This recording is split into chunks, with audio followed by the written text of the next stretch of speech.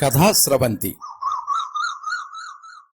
నిరంతర కథాప్రసార వాహిని కథల భాండాగారం కథాస్రవంతిని ఆదరిస్తున్న అభిమాన శ్రోతలకు నమస్కారం. ఈనాటి కథకు స్వాగతం.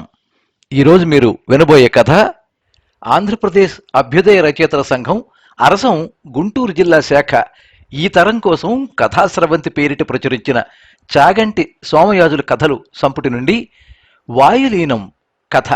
కలం కీర్తిశేషులు చాగంటి సోమయాజులు చాసో, గళం పప్పు భోగారావు. గౌరవ సంపాదకులు శ్రీ పెనుగొండ లక్ష్మీనారాయణ, ప్రధాన సంపాదకులు వల్లూరు శివప్రసాద్, సంపాదకురాలు చాగంటి తులసి. చాసో 17/1/1915, 2/1/1994. గురదాడ వారసత్వానికి వన్నె తెచ్చిన చాసో ఆయన పెన్ను మూసిన 1915వ సంవత్సరంలో కన్ను తెరిచారు. శ్రీకాకుళానికి చెందిన కానుకోలను నరహరిరావు దత్తత వలన విజయనగరపు చాగంటి సోమయాజులుగా మారి తరువాతి కాలంలో చాసోగా ప్రసిద్ధులయ్యారు. కాదంబరి అన్నపూర్ణ గారితో 13వ ఏట చాసోకి వివాహమైంది. 1948వ సంవత్సరంలో ప్రభుత్వం ప్రవేశపెట్టిన జమీందారీ, ఇనాందారీ రద్దు బిల్లుల వలన చాసో ఆస్తులను కోల్పోయారు.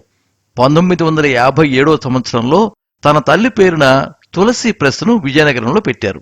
బిఏ 2వ సంవత్సరం సగంలోనే చదువు ఆపేసిన చాసో తొలుత స్వయంగా చిన్నాజీ కథలు అచ్చువేసుకున్నారు. 1968లో విశాలాంధ్రవారు ప్రచురించిన చాసో కథలు తొలి కూర్పులో 23 కథలను మాత్రమే ఆయన ఇచ్చారు. ఇప్పుడు మొత్తం 40 కథలతో చాసో కథలు పలు ప్రచురణలు పొందింది. చాసో కవితలు విశాలాంధ్ర ప్రచురించింది. చాసో తొలి కవిత ధర్మక్షేత్రం 1941వ సంవత్సరం జూన్ నెల భారతిలో, తొలి కథ చిన్నాజీ 1942వ సంవత్సరం మే నెల భారతిలో అచ్చయ్యాయి. ప్రసిద్ధ రచయితలు రోణంకి అప్పలస్వామి, శ్రీరంగం నారాయణబాబు, శ్రీశ్రీ తదితరుల సాన్నిహిత్యంతో విజయనగరం కస్పాలోని చాసో ఇల్లు ఆధునిక సాహిత్య వేదికగా రూపొందింది. అరసం వ్యవస్థాపక సభ్యులైన చాసోది 1943 నుండి అందులో క్రియాశీల పాత్ర. కార్యవర్గ సభ్యునిగా, అధ్యక్షవర్గ సభ్యునిగా కొనసాగారు. మృతి చెందే నాటికి అధ్యక్షులుగా ఉన్నారు. 1987వ సంవత్సరంలో అరసం గుంటూరు జిల్లా శాఖ చాసోకు అమరజీవి కొండేపూడి శ్రీనివాసరావు సాహితీ సత్కారాన్ని అందజేసింది. దేశమునకు గాని దేహమేలా అని భావించిన చాసో తన కళ్ళని, దేహాన్ని దేశానికి అర్పించారు. వీరి సంతానం తులసి, కృష్ణకుమారి, శంకర్లు రచయితలు. భారతీయ సాహిత్య నిర్మాతలు శీర్షికన చాగంటి కృష్ణకుమారి రాసిన చాసో జీవిత చరిత్రను సాహిత్య అకాడమీ 2014వ సంవత్సరంలో ప్రచురించింది.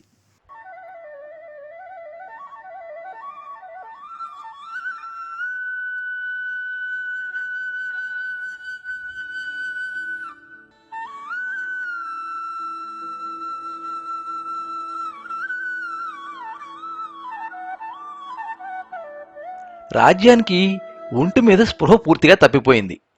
అది ప్రపంచంలో లేదు. వెంకటప్పయ్య ప్రాణాలు ఎక్కడొక్కడ ఎగిరిపోయాయి. పరీక్షగా పెళ్ళాం మొహంలోకి చూశాడు. రాజ్యం పెదవులు కదులుతున్నాయి. ఏవో మాటలు అంటున్నట్టుంది. మాటలు పైకి రాకపోయినా మనస్సులో ఏదో అనుకుంటున్నది. ఓసే రాజ్యం అని ఆదుర్దాగా పిలిచాడు. అది పలకలేదు. అది ప్రపంచంలో లేదు. మనోహరమైన తోడి రాగాన్ని తోడుపుచ్చుకుని అంబర వీధుల్లో విహరిస్తున్నది. బసారాలో పిల్లలు గందరగోళం చేస్తున్నారు. వెధవల్లరా, ఏమిటా అల్లరి అని గట్టిగా పిల్లల్ని వెంకటప్పయ్య కసిరాడు. పిల్లలు దగ్గరగా ఉంటే చావగొట్టేవాడే. అబ్బా, తుళ్ళిపడ్డానండి, పిడుగులు పడ్డట్టు పిల్లల మీద అలా విరుచుపడుతున్నారే అని రాజ్యం తెలివి తెచ్చుకుని అడిగింది. కళ్ళు చిట్లించి మొగుణ్ణి చీతరగా చూసింది. నీ ఒంట్లో ఎలా ఉందో చెప్పు అని ఆతృతగా అడిగాడు. వాళ్ళనెందుకెలా కసిరారు? కసిరితే కసిరాను, ముందు ఒంట్లో ఎలా ఉందో చెప్పు. నిక్షేపంలా ఉంది. ఇప్పుడేమొచ్చిందని? పిలిస్తే పలికావా? మరి పిలిచారా? పిలవలేదు మరి? అలాగనా? దాని నవ్వుమొహం చూడ్డానికి భయంకరంగా ఉంది. పైకి వచ్చేసిన గుడ్లగోపు కళ్ళు, ముందుకు పొడుచుకు కనపడుతున్న ముందు పళ్ళు మొహాన్ని బీభత్సం చేశాయి. ఒళ్ళు మరిచిపోయానండి అంతే కదా అని వెంకటప్పయ్య కాస్తంత కుదిరిపడ్డాడు. రాజ్యం టైఫాయిడ్ జ్వరంతో తీసుకుని కింద పెట్టవలసినంతా అయి బతికి బట్టకడుతున్నది. పథ్యం తింటూ ఇంకా వారం రోజులే అయింది. వెంకటప్పయ్యకి అదురు మాత్రం పోలేదు. ఆ మాయదారి టైఫాయిడ్ జ్వరం 3 వారాలుగా పొక్కిపోసిన తర్వాత దిగజారలేదు. మళ్ళా తిరగబెట్టింది. మరి 3 వారాలు చూడున మహత్యం అని ముప్పు తిప్పలు పెట్టింది. పథ్యం పెట్టించినా, ఆసుపత్రి నుంచి ఇంటికి తీసుకొచ్చినా వెంకటప్పయ్యకి పక్క బెదురు అలాగనే ఉండిపోయింది. ఏ క్షణంలోనైనా దాని ప్రాణం గుటుక్కుమంటుందనే వాడి భీతి. నా ఒంట్లో హాయిగా ఉంది, తింటున్నది అరుగుతున్నది, నిద్ర పడుతున్నది, అంత జబ్బు పడ్డాక నిలుచున్న పాళంగా మామూలు మనిషిని కమ్మంటే అవుతానా అన్నది రాజ్యం. రాజ్యాన్ని చూస్తే మాత్రం దాని ఒంట్లో ప్రాణాలు ఎలాగ నిలబడి ఉన్నాయా అని ఆశ్చర్యం వేస్తుంది. కండ యావత్తూ ఆర్చుకుపోయి ఎమికల మీద తోలు మాత్రం మిగిలి ఉన్నది. నువ్వు పరధ్యానంగా ఉంటే గుండెలు ఆర్చుకుపోయాయి అన్నాడు. నిద్రపోతున్న పెళ్ళాన్ని చూశాడా?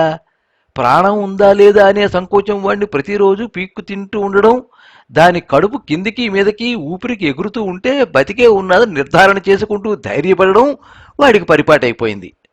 మనస్సు ఎటో పోయింది. నా ఒంట్లో మరేం లేదు, ఈ ఇంటికి మారిన దగ్గర నుంచి నాకు హాయిగా ఉంది అన్నది రాజ్యం. నాకు ఇంటికి వచ్చిన దగ్గర నుంచి హాయిగా ఉంది, ఏదో కొత్త సంతోషం కలుగుతున్నది. ఇటొచ్చి అద్దె కాస్త ఎక్కువ అనుకో, అద్దెకే బెంగగా ఉంది అన్నది రాజ్యం. ప్రాణానికే క్షేమం లేని తరువాత వెధవ అద్దెకి చూసుకుంటామా? ఏ బెంగ వద్దు. అంతకు ముందు వాళ్ళు ఇరుకు సందులో ఇక్ష్వాకుల నాటి పాత గూభ్యంలో అద్దె చవకని ఉండేవారు. అక్కడ ఉన్నన్నాళ్ళు ఇంటిల్లిపాదికి రోగాలే. ఆఖరికి రాజ్యానికే ప్రాణం మీదకి వచ్చింది. మనిషి తోడు లేనివాడు ఆస్పత్రిలో పెళ్ళాన్ని నుంచి యమయాతన పడ్డాడు. కట్టుకున్న మొగుడు, కనుక్కున్న పిల్లలు అదృష్టవంతులు కావడాన్ని బతిక మనుషుల్లో పడ్డాది. ఇప్పుడు కొత్తగా కట్టిన సిమెంటు డాబాలో 2 చిన్న గదులు వసారా అద్దెకి తీసుకున్నారు. ఎదురుగుండా చూడముచ్చటైన మేడ ఉన్నది. ఇళ్ల చుట్టూ విశాలంగా పెరళ్లున్నాయి. పెరళ్ళన్నీ ఉద్యానవనాలే. విధవ డబ్బు, ఏదో కూడికి చేసుకుంటాం, నువ్వు బతికేవు, అంతే చాలు. అదేమన్న మాటలండి! నా జబ్బుకి ఎక్కడి నుంచి తెచ్చారో, ఎంత అయిందో ఇప్పటికీ నాకు చెప్పకుండా ఉన్నారు. అది ఆలోచించుకోవాలి. ఆ ఊసిని నెత్తొద్దన్నానా? ముందు నీ ఆరోగ్యం చూసుకో. నువ్వేమీ లోభపడకు. కావలసినంత ఓవల్టీన్ను తాగు, తెచ్చిన పళ్ళన్నీ తినెయ్యి, పిల్లలకి కూడా పెట్టకు. తినకేం చేస్తున్నాను? కాళ్ళు జాపుకుని మీ చేత వండించుకుని మరీ తింటున్నాను. ఏదైనా అప్పు అప్పే కదా, మనకింకో విధం ఉంది కనుకనా. ఆ ఊసెత్తద్దన్నానా? డబ్బు మాట ఎత్తగానే వాడికి గాభరా పుట్టింది. జీతం 2 నెలలది కాక 200కి దాటి ఖర్చు అయిపోయింది. డాక్టరు అశ్విని దేవతలాగా కాణే పుచ్చుకోకుండా కాపాడుకొచ్చినా ఉత్త మందులకే అయిపోయింది. ధర్మాసుపత్రిలో పడేసినా తలకు మించిన ఖర్చు అయింది. ఎత్తంలేండి, తీర్చుకుందాం తాపీగా. కూడికకేముంది, నా చేతిలోనే ఉంది. సరేలే, అలాగే చేతువు కాని అని వెంకటప్పయ్య పెరట్లోకి వెళ్ళిపోయాడు. వాడికి ఆ సంభాషణ పెంచటం ఇష్టంగా లేదు. కాళ్ళు చేతులు మొహం కడుక్కుని వచ్చాడు. తల దువ్వుకుని దుస్తులేసుకున్నాడు. వీధిలోకి బయలుదేరాడు. రాజ్యం మళ్ళా ఈ ప్రపంచంలో లేదు. చిరుచీకటి గదిలోకి ప్రవేశిస్తున్నది. కిటికీలోంచి సాయంకాలపు వెలుతురు రాజ్యం మొహం మీద పడి బంగారపు పూత పూస్తున్నది. వెంకటప్పయ్య రాజ్యం మొహాన్ని తదేకంగా చూస్తూ నిలబడ్డాడు. వాడికి భయం మరి కలగలేదు. చిన్ననాటి ఏ మొదలు సన్నివేశాన్ని జ్ఞప్తికి తెచ్చుకుని ఒళ్ళు పరవశమవుతున్నదనుకున్నాడు. మొహంలో దేదీప్యమానంగా సంతోషం తాండవిస్తున్నది. కొన్ని సంవత్సరాలై రాజ్యం అంత సంతోషంగా ఉండడం వెంకటప్పయ్య చూడలేదు. కాపరానికి వచ్చిన తొలి సంవత్సరం 24 గంటలు కిలకిలా నవ్వుతూ బంతిలాగా తుళ్ళిపాట్లు పడుతూ ఉండేది. సంవత్సరం తిరగకుండా దాని గుండెలకి చంటి కుర్రాన్ని అప్పగించి సంసార సాగరాన్ని ఉత్తరించుకుంటూ వెళుతూ అవతల దరికి చేరమంది జీవితం. కాపరానికి వచ్చి 6 ఏళ్లయ్యింది. 3 కొడుకులు తల్లి అయ్యి ఈదుతున్నది. అకస్మాత్తుగా రాజ్యం నోరు తెరిచింది. తల ఓ పక్కకు పెట్టి ఆడిస్తున్నది. దాని చేష్టకి వెంకటప్పయ్య పకాలని నవ్వాడు. ఆ నవ్వు కోరింత దగ్గులాగా వాడిని వంతకు గాని వదిలిపెట్టలేదు. రాజ్యం విహాయస వీధుల్లోంచి ఆ నవ్వుతో భూమి మీదకి వచ్చేసింది. ఎందుకు అంత విరగబాటు నవ్వు అని మొగుడిని అడిగింది. ఏది మళ్ళా నోరు సాగదీసి మెడ వంచి ఆడించి చూస్తాను అన్నాడు. అదా, ఎదురింటి పిల్ల పాడుతున్నది వినండి అన్నది. రాజ్యం చెప్పాక ఎదురింటి నుంచి సంగీతం వస్తున్నట్లు చెవులకు తెలిసింది. చెవుట్లో గొయ్యి గొయ్యమంటున్నా అదేమిటో తెలుసుకోవాల్సిన అవసరం వాడికి అంతవరకు కలగలేదు. ఓహో, ఇక్కడ సంగీతం వినబడుతున్నదే, అది ఆ సంగతి. చిన్నప్పుడు నువ్వు చిన్న వాయులని విద్వాంసురాలివి కదూ, మరిచిపోయాను. కామవర్ధని రాగాలాపనతో కంపిస్తూ పువ్వు వెలగ వాసనతో మత్తెక్కి గాలి బరువుగా గదిలోకి ప్రవేశిస్తున్నది. ఎవర్రోయ్ పిల్లలు, ఇక్కడ సంగీత కచేరీ అవుతున్నది, వచ్చి వినండి అన్నాడు. కొడుకులిద్దరూ వీధిలోకి కూడా పోయి పాట ఆశ్చర్యచకితులై వింటూ నిలబడ్డారు. ఈ ఇంట్లో సుఖంగా ఉందనుకున్నాను, కానీ ఈ పార్శ్వసూల తప్పదులాగుంది అన్నాడు. సొంటి కొమ్ము తెచ్చుకోండి అన్నది రాజ్యం. అతని మనస్సు చివుక్కుమంది. సొంటి గంధం పూసినట్టు ఒళ్ళంతా సెగలు పొగలు లేచాయి. చీకటి పడుతూ ఉంటే ఇప్పుడెందుకు వీధిలోకి, పేదరాళే అన్నం తినకూడదు అన్నది. అనుకుంటూ ఉండగా ఆలస్యమైపోతున్నది. ఇలాగా ఇహనెళ్ళి పాప పరిహారార్థం ఇక మంచి పని చెయ్యాలి అన్నాడు. పాపాలు కూడా చేస్తున్నారా? పాపం చెయ్యింది బతుకు వెళ్ళలేదు. పిల్లలిద్దరూ సంగీతం జాగ్రత్తగా వింటున్నారు. వాళ్ళకి శ్రవణానందంగానే ఉంది కాబోలు. పిల్లల హృదయాలు నిష్కల్మషంగా ఉంటాయి. స్వభావసిద్ధంగా సంగీతం సమ్మోహపరుస్తుంది. చిన్న వయస్సు నుంచి కాస్తంత రాగతాళ జ్ఞానం కలిగిస్తే జీవితంలో సంగీతం ప్రవేశించి ఆ జన్మాంతం ఆనందహేతు అవుతుంది. ఓహో, మీరు మీ అమ్మకి పిల్లలే, సరిగమల సాంబారు మీకు నచ్చినట్టుందే అని వెంకటప్పయ్య వీధిలోకి నడిచాడు. రాజ్యం మెల్లిగా లేచి స్విచ్ నొక్కింది. దూరాల మధ్యనున్న గొట్టం క్రమేణా వెలిగి గది నిండా ఆణిముత్యంలాగా కాంతి పడ్డాది. విద్యుద్దీపాలు సిమెంటు డాబా గదుల్లో ఉన్నంత అందంగా పూర్వకాలపు నాలుగిళ్ల లోగిళ్లలో శోభించవు.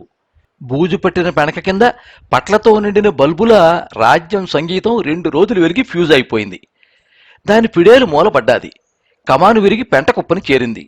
జీవితంలోంచి సంగీతం తొలగిపోయినా ఎదురింటి అమ్మాయి పాడుతూ ఉంటే ఎక్కడ లేని సుఖాన్ని సంతోషాన్ని ఇస్తున్నది. రాజ్యానికి జీవితంలో అసందర్భంగా ఏమీ జరగలేదు.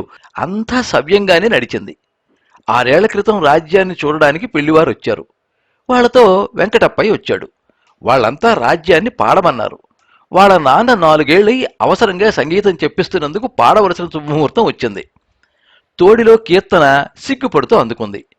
గొంతుకెత్తేసరికి అపశృతి పలికింది. ఉసిలోకి రావలసిన తాళం వేలు మీదకొచ్చింది. ఒళ్ళంతా జలధరించి పాటంతా గాభరా అయిపోయింది. పాట ఆపగానే రాజ్యానికి ఏడుపు పర్యంతం అయిపోయింది. కానీ వచ్చిన పెళ్లి పెద్దలు పాటకు శబాస్ అన్నారు. తెలుగు పెద్దలకి శృతి అపశృతి తెలియవని, రాగతాళ జ్ఞానం వాళ్లకు ఉండదని, వాళ్ల జీవితాలలో సంగీతం లేనేలేదని అమాయకు పెళ్లి కూతుళ్ళకి ఏమి తెలుసు? మీ అల్లుడు ఉద్యోగం చెయ్యక్కర్లేదు అన్నాడొక పెళ్లి పెద్ద. రాజ్యం వాళ్ల అజ్ఞానానికి లోపల నవ్వుకుంది. వెంకటప్పయ్య రాజ్యాన్ని మనసారా అంగీకరించే పెళ్లి చేసుకున్నాడు. పేరు వెంకటప్పయ్య అయినా వెంకటప్పయ్య అల్లాటప్పయ్య కాడు.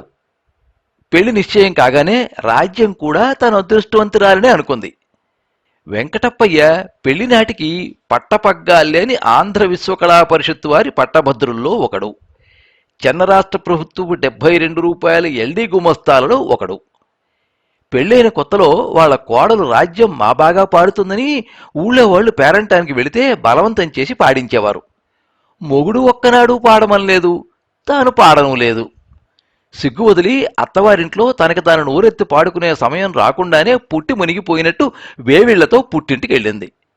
దాంతో ఆడజన్మ సార్థకమైంది.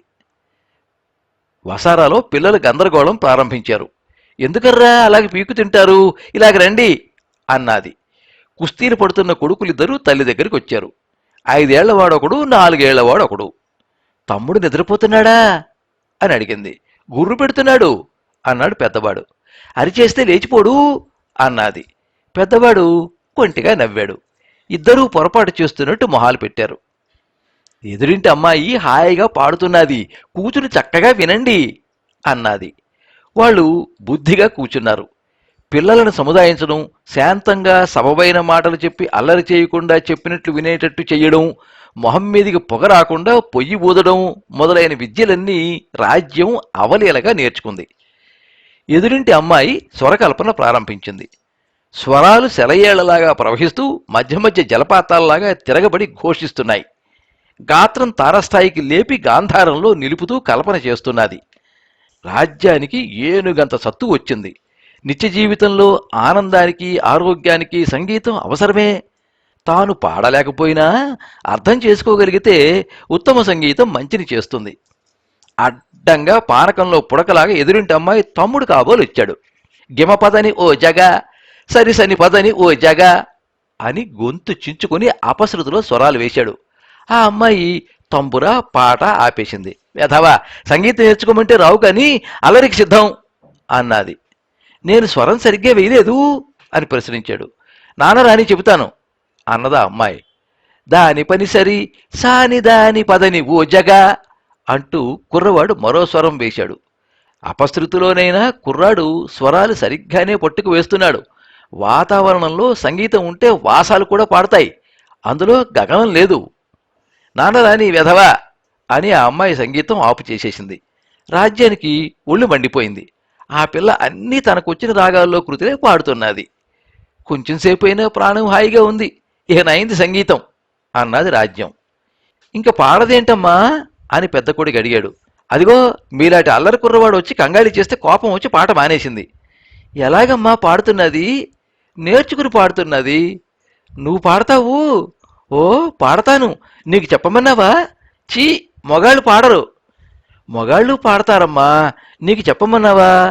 ఏది చెప్పు, తర్వాత చెబుతాలే అని రాజ్యం కాళ్ళు జాపి గదిలో అడ్డంగా పడుకుంది. ఒరే పెద్దాడు, కాళ్ళు పట్టుబాబు. పెద్దవాడు మెల్లిగా కాళ్ళు గుద్దుతూ కూర్చున్నాడు. నేను చేతులు గుద్దుతానమ్మా అంటూ రెండోవాడు చేతులు గుద్దుతూ కూర్చున్నాడు. రాజ్యం కళ్యాణి కృతి అనుకుంటూ పడుకుంది. అంతా మర్చిపోయింది. సంగతులు చిక్కుపడ్డ కురుల్లాగా అవకతవక అయిపోయాయి. నువ్వు ఆ పిల్లలాగా పాడడం లేదు అన్నాడు పెద్దవాడు. అంతా మర్చిపోయానురా అన్నది. పెరటి వసారా గూట్లోంచి సిబ్బి కిందపడి వికారంగా చప్పుడై గది మూలలన్నీ గుయ్యి పెట్టాయి. కుక్క కాబోలు కొట్టండి, గూట్లో అన్నం మండబెట్టింది కాబోలు అన్నది రాజ్యం. కొడుకులు పరిగెట్టారు. కుక్క కాదమ్మా, పిల్లి అన్నం గిన్నె మీద సిబ్బి తిరగదోసింది అన్నాడు పెద్దవాడు. నయమే మళ్ళా వండుకోకుండా. కుక్క ముట్టుకున్న కూడు తినవలసిన రోజులు తలుపులు గడిపెట్టి రావద్దు అన్నది రాజ్యం. నువ్వే వచ్చి సంగీతం వినమన్నావు అన్నాడు పెద్ద కొడుకు. అవునమ్మా, నేనే మిమ్మల్ని రమ్మన్నాను, కానీ తలుపులు వేసి రావాలి, తెలిసిందా అని మెల్లిగా చెప్పింది. వెంకటప్పయ్య తిరిగి వచ్చేశాడు. పెరట్లో వెన్నెల పువ్వు వెలగ వాసన మహాబాగున్నాయి అన్నాడు వెంకటప్పయ్య. అప్పుడే వచ్చేశారే అన్నది రాజ్యం. పని అయిపోయింది. పాప పరిహారం అయిందా? కొంచెం అయింది. ఈ మధ్య ఎక్కడికో వెళ్ళారు కాబోలు. రామరామ, మీ మాటల వాలకం అలాగుంది. చిచి, ఆ మాట అనలేనులేండి. వెంకటప్పయ్య కండువాలో దాచి చంక క్రింద ఏదో పెట్టాడు. గుండ్రంగా పేపరు చుట్టూ ఉంది. ఏమిటిది అన్నది రాజ్యం. విప్పి చూపిస్తాను కదూ. లోపల బాగా 4 వేళ్ల వెడల్పు చుట్టూ జరి అంచు చీర ఉంది. దానికి తగ్గ పట్టు రేవుకల గుడ్డ ఉంది. మహారాణి మొదలు మామూలు మహిళ దాకా ప్రతి ఆడది మెచ్చుకునే చుట్టు జరీ చీర. కొన్నారా? కొన్నాను. ఉన్న డబ్బు కాస్త అయిపోకుండా కొనేశాను. డబ్బెక్కడిది? చెబితే నువ్వు నన్ను క్షమించవు. ఏం చేశారండి? ఏమీ అననని చేతిలో చెయ్యి వెయ్యి అన్నాడు. ముందుకు చెయ్యి జాపాడు. వాడి చెయ్యి వణుకుతున్నది. రాజ్యం చేతిలో చెయ్యి వేసింది. అలాగే వణికిపోతున్నారే, ఏం చేశారండి? దొంగతనం చేయలేదు కదా? అంతకన్నా హీనమైనదే. నీకు టైఫాయిడ్ మళ్ళా తిరగబెట్టింది కదూ. నాకు ఆశలన్నీ ఉడిగిపోయాయి. స్నేహితుడొకడు ఇంటికొచ్చి చూసి చూడ్డంతో సలహా ఇచ్చాడు. తెగించి వాడికి ఇచ్చేశాను. ఏమిటిచ్చేశారు? నీకింకా తెలియలేదు. వాడే పట్టుకెళ్ళి 250కి అమ్మేశాడు. అంత డబ్బు వస్తుందని కలలో కూడా అనుకోలేదు. పాతదనుకున్నాను. పాతదానికే విలువ ఎక్కువట. రాజ్యానికి అర్థమైంది. గది 4 పక్కలా కలిగి చూసింది. ఇక నువ్వు చూడనక్కర్లేదు. వెళ్ళిపోయిందా అని దీర్ఘంగా నిట్టూర్చింది. నీకు కష్టంగా ఉంటుందని తెలుసు. నేను చేసింది తప్పే అని నేరస్తుడిలాగా మొహం పెట్టుకున్నాడు. మొగుడి మనస్సు బాధపడుతున్నదని గ్రహించి తన విచారాన్ని క్షణంలో దిగమింగుకుంది. ఏ తప్పు చెయ్యలేదు. ఏ సంసారైనా అదే చేస్తాడు. చెయ్యవలసి వచ్చి చేశారు. మీరేం తినేశారా? మనకంతా మగపిల్లలే కదా అని ధైర్యం చేశాను. పోనీయండి, నా నోరు ఏనాడు నొక్కుకుపోయింది. ఇక నా పిడేలుండి నన్ను రక్షిస్తుందా? సరస్వతీ కటాక్షం నాకంతే ఉంది. తల్లి వెళ్ళిపోయింది. వెళ్ళిపోతూ తల్లి గుణాన్ని చూపించుకుంది. నాకు ప్రాణం పోసింది. వెళ్ళిపోతూ నాకు చీర రవికల గుడ్డ పెట్టింది అని గుడ్ల నిండా నీళ్లు నింపుకుంది. ఎదురుగుండా ఉన్న చీరని రాజ్యం విప్పైనా చూడలేదు. 4 కాలాల పాటు ఉంటుంది కదా అని కొనేశాను అని చీర సగం విప్పేసి రాజ్యం భుజం మీద కప్పేశాడు వెంకటప్పయ్య. జ్ఞాపకంగా ఉంటుందిలేండి అన్నది రాజ్యం.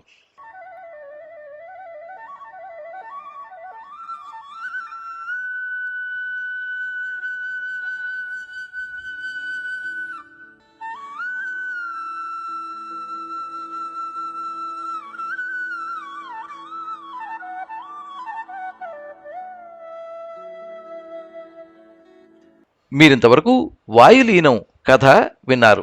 కలం కీర్తిశేషులు చాగంటి సోమయాజులు, గళం పప్పు భోగారావు. ఈ కథ నందననామ సంవత్సర మార్గశీర్ష మాసం భారతి మాసపత్రిక డిసెంబర్ 1952 తేదీ సంచికలో ప్రచురితమైంది. ఈ కథ మీద మీ అమూల్యమైన అభిప్రాయాన్ని కింద కామెంట్ బాక్స్లో రాయండి. ఈ వీడియోని లైక్ చేయండి, మీ మిత్రులందరికీ షేర్ చేయండి. ఇలాంటి మరిన్ని మంచి కథలు వినిపించడానికి ఈ ఛానల్ని సబ్స్క్రైబ్ చేసుకోండి. పక్కనే ఉండే బెల్ ఐకాన్ని క్లిక్ చేస్తే ఇలా అప్లోడ్ చేసే వీడియోల వివరాలన్నీ కూడా మీకు ఎప్పటికప్పుడు నోటిఫికేషన్ ద్వారా తెలుస్తాయి. ఎప్పుడు మీ అభిమానాన్ని కోరుకునే పప్పు భోగారావు. సర్వే జనాః సుఖినో భవంతు. కథా స్రవంతి